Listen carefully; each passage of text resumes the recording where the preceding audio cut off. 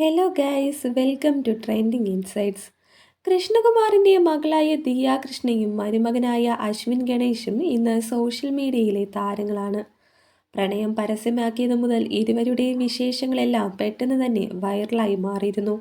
അടുത്തിടെയാണ് ഇരുവരുടെയും വിവാഹം കഴിഞ്ഞത്. എന്നാൽ വിവാഹ തീയതി പരസ്യമാക്കി വയ്ക്കാതെ രഹസ്യമാക്കി തന്നെ ഇരു താരങ്ങളും വച്ചിരുന്നു. എന്നാൽ തന്റെ അക്കൗണ്ടിലൂടെ എല്ലാ വിശേഷങ്ങളും പുറത്തുവിടുമെന്നും ദിയ വ്യക്തമാക്കിയിരുന്നു. കല്യാണത്തിന്റെ വിശേഷങ്ങളെല്ലാം സോഷ്യൽ മീഡിയയിലൂടെ വൈറലായി മാറി. വിവാഹശേഷം കുടുംബസമേതം ബാലിയിലേക്ക് ട്രിപ്പ് പോയിരുന്നു ദിയ.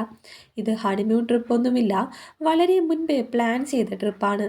അതിലേക്ക് അശ്വിനും ചേരുകയായിരുന്നു. അല്ലാതെ മിഥുനം സ്റ്റൈലിലല്ല ഈ യാത്രയെന്നായിരുന്നു യാത്രയെപ്പറ്റി സിന്ധു കൃഷ്ണ പറഞ്ഞത്.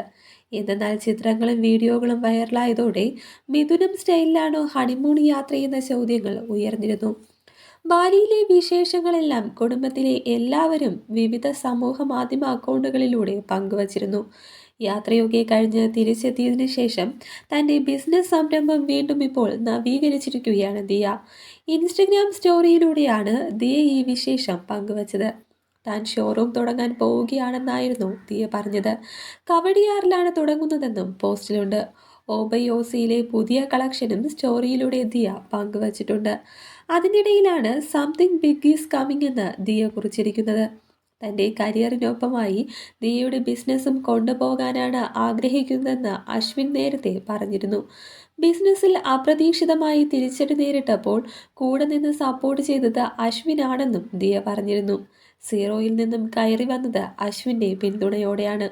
ഓർഡർ എടുക്കാനും കാര്യങ്ങൾ സെറ്റാക്കാനുമെല്ലാം കൂടെയുണ്ടായിരുന്നു. വിവാഹശേഷമുള്ള പുതിയ തുടക്കത്തിനും അശ്വിൻ്റെ സപ്പോർട്ടുണ്ട്.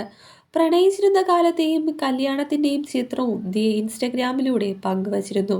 ദുർഘടമായിരുന്നു ഈ യാത്ര, എന്നാൽ ഇപ്പോൾ വിലമതിക്കാനാവാത്തതാണെന്നായിരുന്നു ഫോട്ടോയ്ക്ക് നൽകിയ ക്യാപ്ഷൻ. നിരവധി പേർ ചിത്രത്തിന് താഴെ കമൻറ്റുമായും രംഗത്തെത്തിയിട്ടുണ്ട്.